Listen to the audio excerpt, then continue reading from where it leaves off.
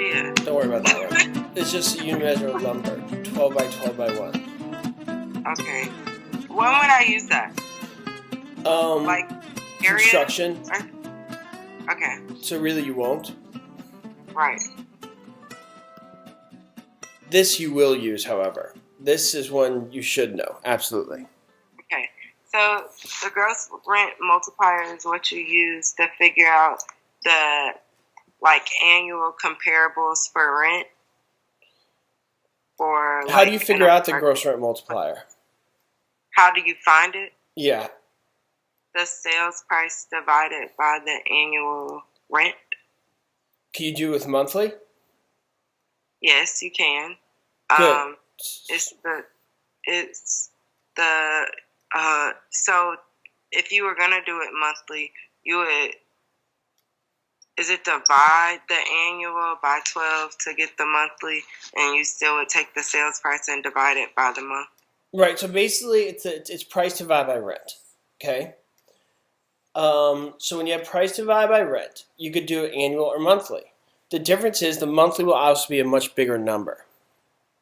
Okay. What you're referring to with divided by 12 is if they ask you for the annual, but they give you monthly figures. Right. So that's why. Because that's what I had to do on my test. I had to multiply that by 12. Yeah, but don't just automatically do that if they don't ask for it, you know? Yeah. So you got to see if they ask for it. So that's really important with the gross rent multiplier. People know this, but they get tripped up because they don't read the question properly. You got to see if they're asking for monthly or annual figures. Okay. Because it sounds like you automatically went to, I divide by 12. It's like, well, hold on. Maybe they didn't ask for annual figures, or maybe they didn't ask for monthly, you know? True. Yeah, so that's a trick one I don't want you to get wrong. That sometimes comes up.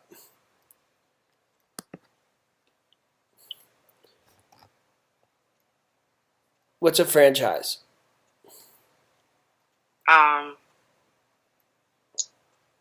Well, I could give an example of a franchise. This comes up in real estate quite a bit. It's why it's on a lot of exams sometimes. Can you give me an example of a franchise in real estate?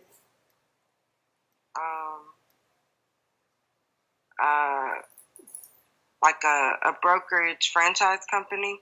Can't think of any right now, but Keller Williams. You ever heard of Keller Williams? Yeah, there you go. Yeah. I don't know why mine went blank. And here's why.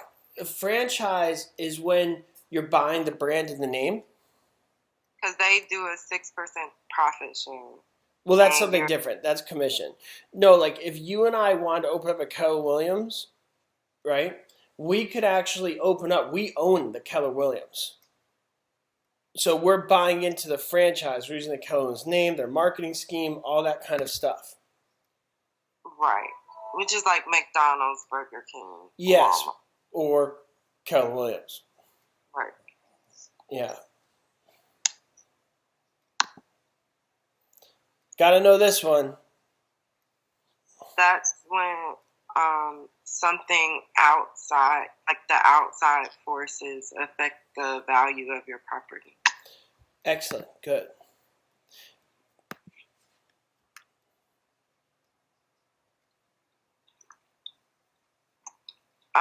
It's an agency where I can sell it, but the owner can also sell it. And if the owner sells it, then I don't get a commission.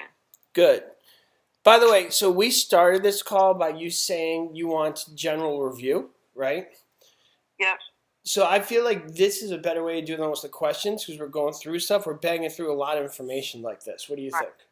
Yeah. Yeah, we're just going like next, you know, and seeing all of it. I like this because you're asking me questions, which is making me think deeper than... Right, and so exactly. We're discussing each word as they come instead of just... These questions would take a little longer. We're not going to hit as many things as we would doing this. Okay. You know, use the questions, you're like contemplating this. So I like this, but if you want to do something different, you let me know. But I'm pretty happy with this. Fine. Yeah, I'm fine. Okay.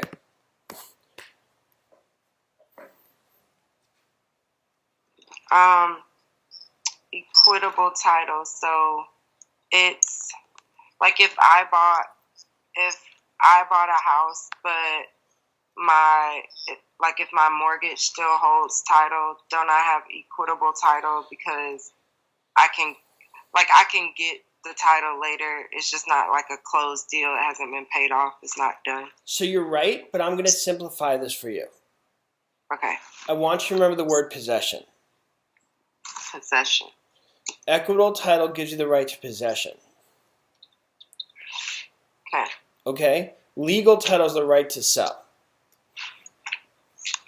Got it. Legal, sell, equitable, possession. Yeah, so very often when you get a property, you have equitable title, which is the right to use and possess and also build equity and all that kind of stuff.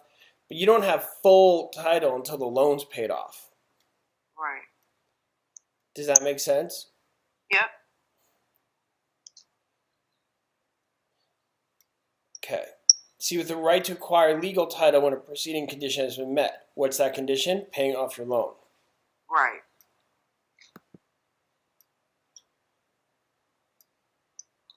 Year. It means year. Look at you. I was actually thinking, like, I don't know what this is. I'm going to have a tough time explaining this one. I was totally going to fake it and be like, next, you don't need to know it. You don't need to know it. So, yeah, but you totally got it. You should teach this, not me. Well, I saw that in my exam like so many times. Yeah, I was totally thinking, like, well, I don't know what this is. So I was like, just...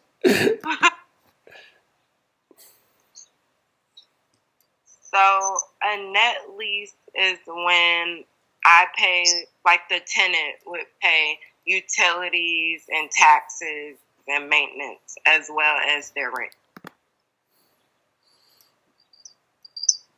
Good. So it's very often referred to as a triple net, but triple net's not the proper term. That's just industry slang because it refers to tax, insurance, and maintenance. Right.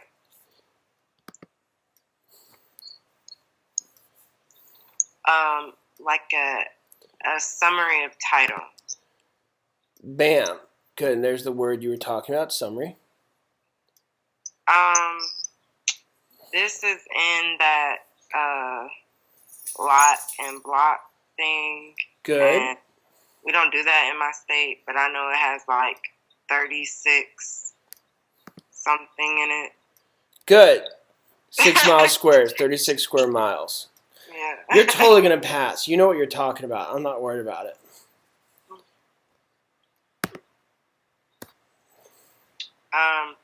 So fixtures are basically anything that has adapted to the home, like it's a part of the home. You can't take it out. It goes by Maria. What does Maria stand for? Method of attachment.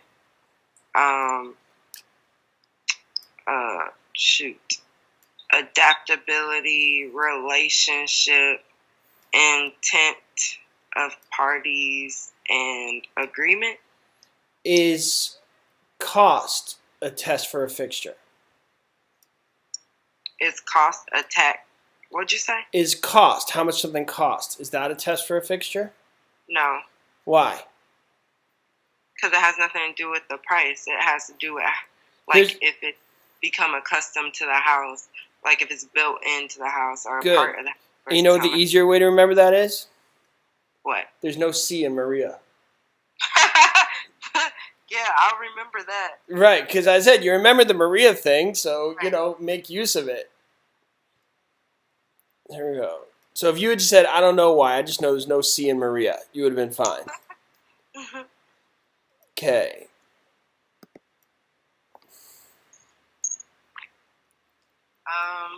Well, I know it's a freehold estate. Excellent. What's a freehold estate? Let me stop you there. What's freehold estate? An estate that is for indeterminate amount, length of time. Good. Okay, excellent. So now what's a life estate? It is based upon the life of the person who's given an estate, or if they like give a life tenant or something else. It's based upon somebody's life. Good, that's what I was looking for. You just need based on somebody else's life. Good. People get so caught up with the details of this one, I don't know why. They're like, can I have a real life example? I watched a little video about the king like a zillion times because it was confusing me. Right. People are just like, I need a real life example. I'm like, here's a real life example. It's on your exam. Is that real life? You know. Yeah. You got to circle it on your exam. Okay. I just always remember a river. And that's good enough to get you passed. So what it has to do is a moving body of water. Okay. Like, that would be the river, the stream. I just know littoral is lake and ocean. Yeah, because that refers to a body of water that stands still. Okay. I'm just saying that because if you don't see the word river, I don't want you to get thrown off. I want you to remember rivers, a connotation for, it's a memory technique for remembering body of water that moves. Okay. Okay, so, well, I just know you use this when, like, you are foreclosing on a house and trying to take title. That's, it has not, like, no warranties. That's true. So basically, it's the quickest way to transfer title. So the better way to think of it is not with the foreclosing. What if I just want to give the property to you? Well, how do we do it? I'm not selling it to you. I just want to put it in your name. You can, like, assign it to me. How?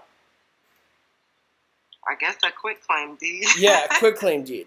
But you said, what's the problem with that? What's the problem with it? You're right. You just said the word. Assigning? No, there's no warranties. Oh, yeah, no warranty in the quitclaim. Yeah. What does that mean? It means that, like, if your title has a cloud on it or it's not a clear title, then basically, oh well, like, you could lose your house. Which is why you really do quitclaim deeds with, like, friends or family. Okay. People you trust. Okay, here we go. You mentioned the word cloud on title. What's that? It's like a minor defect on the title. But, like, if I got married and my last name changed, but on the title it had my maiden name. Excellent, man. You should teach this. It takes lots of studying when you took the course online. Yeah. Well, I don't know what that is, but just is it like, I don't know, a question of something? I just see hypothecation. It's just pledging a certain amount. Okay.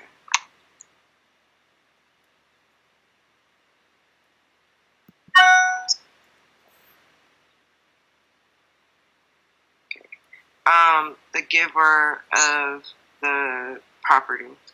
More specifically? And a deed. The deed, yeah. And you remember the OR, right? Yep. That's how I remember giver.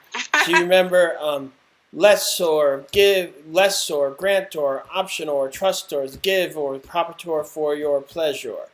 Then you go, lessee, vendee, trustee, optionee, gives me property, makes me happy. It's so stupid, I know, but you'll totally help you pass. I know it's like the dumbest thing in the world. But when you're sitting here taking your exam, you're going, let's see, da-da-da-da. I passed. You're like, oh my God, he's a genius. The guy's so smart. Okay, here we go. You're not above such memory techniques, are you? No. I have watched all your videos, literally. I mean, he's like in a condo, like swimming pool, all that stuff. Yep, things that enhance the enjoyment, swimming pool, right there.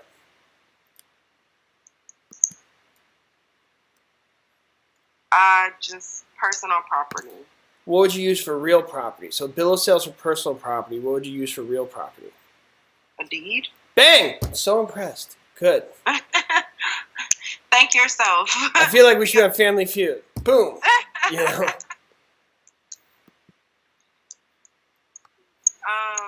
Meaning that you are the reason that the buyer is buying the house.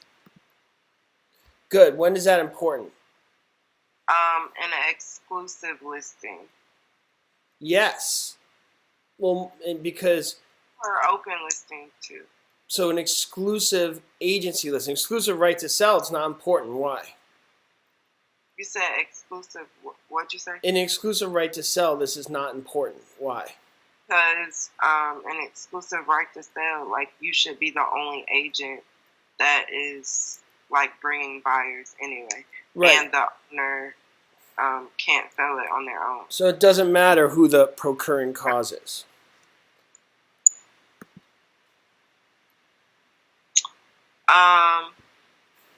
Easement appurtenant is when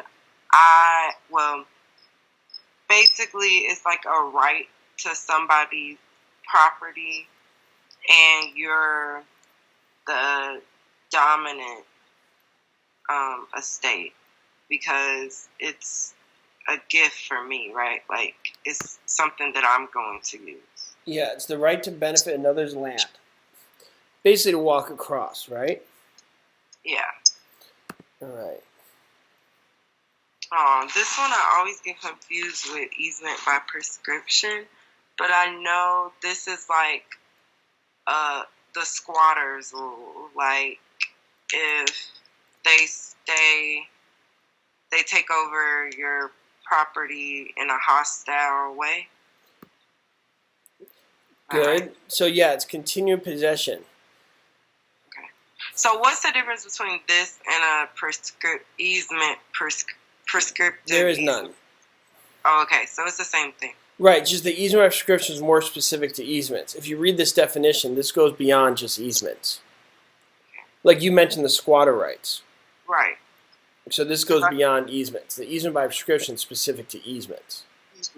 Okay. Because sometimes, like in my test, they had both as options, so it's really confusing. We'll have to read that more closely on the test. There should be something differentiating them, or in all of the above. But if they're talking about easements, go with the easement by prescription then. Okay. If they're not talking about easements, go with this one. Okay. All right? Got it. Yeah, but you mentioned perfect, the squatter's rights. When somebody's there for a long period of time, they could get title. Only reason I remember that is because I watched something on TV, and this guy in California had been taking over these people's house where they were gone for like 2 years because they moved, and he went and got the title, and I was like, that is crazy. So I feel like that's all I remember. I don't know how you'd even do that. Like, if we wanted to do that, I would even know how. Like, where we find properties where people are gone for 2 years. Right. I mean, it just seems like a good TV show. I'm just not sure how applicable that is in real life. Right. But that's the way I remember that. Hey, whatever works, right? Unearned increment. Well, I'm assuming it has something to do with plottage. Maybe. What do you... And... No, so this just has to do with the increase of value. Okay, I had no idea. Yeah. So it's like if you didn't earn it. For example, you live in your house, you haven't done anything, you've just been sitting there. Then all of a sudden a shopping mall opens up a mile away that's really popular. Yep. Now I'm going to remember that because that's what's happening to me in my house right now. The Braves Stadium has moved like 12 minutes up the road from me. So that's unearned increment then. Gotcha. Because you didn't do anything there, you've just been existing there. Right. Yeah, I used to live in the Bay Area when they built that new stadium, the brand new fancy one that's all Wi-Fi set up. Mm-hmm. What's it called now?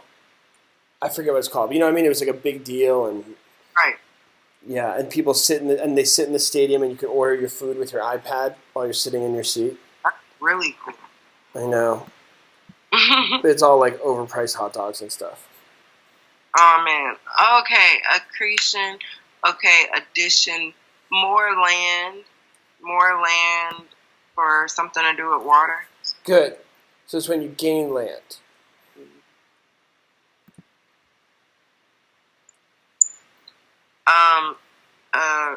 Written. 1 year. Good. Writing. Not everything's for 1 year. Be careful with that. Okay. There's a lot in real estate. What you're referring to is a lease. Okay. This is a big one you gotta know. Yeah. It's so that, like, people won't monopolize and take advantage of like price fixing and. Good. So the way I want you to remember this, promotes fair market competition. Promotes fair market competition. Yeah, the full name's the Sherman Antitrust Laws. Got it.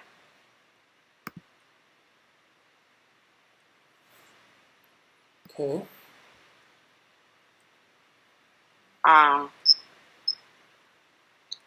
What's blockbusting? I don't know. I know it's in the category of something like steering and. Good. So it's a fair housing violation, is what you're referring to. Good. Just sure exactly what is the what the violation is. Well, let me ask you this: can you go in your neighborhood, knock on somebody's door, and be like, "List your house with me. You should sell because those people are moving to town, and you don't want to live by those people, do you?" No, you cannot do that. That's called blockbusting. Okay. It's also panic selling and panic peddling. So think, this has to do with sellers. Steering has to do with buyers. Okay. Steering would be like if you're driving someone in the car, it'd be like, you shouldn't live here. You're one of those people, and these people live here. You won't like those people. They're not like you. Right. That would be steering, and they're both fair housing. So the fair housing laws, you got to know, redlining, steering, and you got blockbusting, panic peddling, panic selling. Okay. All right. Got it. Well, it's one of the. It's part of police power, Good. And it helps with like S1, R1, R2, R3, like the different zones, what it should do. Yeah, so it regulates the control and use of land. So police power is one of the government powers. What are all the government powers? Police power, eminent domain, taxation, and SG. Excellent. Good. A summer rental is for like a period of time. Good. World Series is happening. Okay? Mm-hmm. Somebody wants to rent your place for the week of the World Series. Right. Is that in the state for years? Yeah. Even though it's only a week? Yeah. Why? Because it's just a period of time. Like it could be a week, it could be a couple of days, it could be a month. Good. It's just not renewed. It's just like a short period of time. Like I guess you could even consider like an Airbnb a state for years. Yes, you can, for sure. All right. I use Airbnb all the time. I love it. Me too. It's nervous when you use it in an area you don't know, though. It's good when you know the area. When you don't know the area, it's kind of like a little hit or miss. Like, it was the first time I visited an area, I go hotel. If I ever return there, I go Airbnb.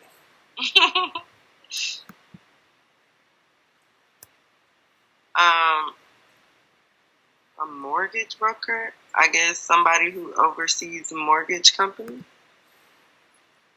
So the mortgage broker isn't the person who oversees the company. They're the one bringing the lender and the person together. Okay. Personal property. Well, anything that's not real. Okay. Chattel real. Give me an example.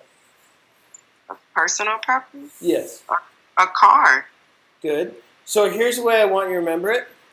Personal property goes to the person. Real property goes to the real estate. Got it.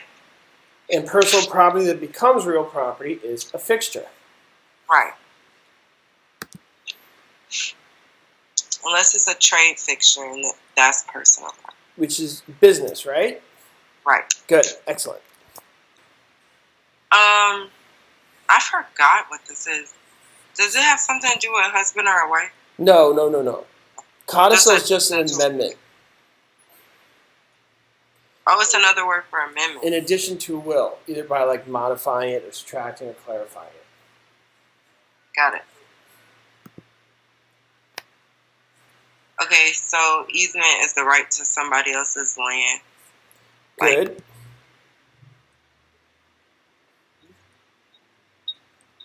All right.